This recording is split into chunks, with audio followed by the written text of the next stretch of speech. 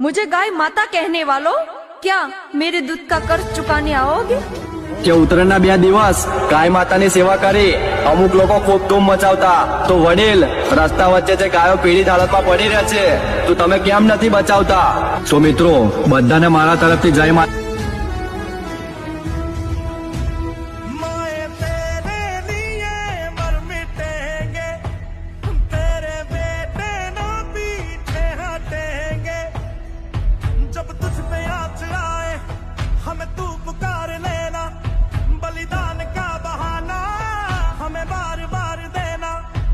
जो जानवान है तेरे सामने क्या है, कोई शूरवीर ही प्राण दान देता है।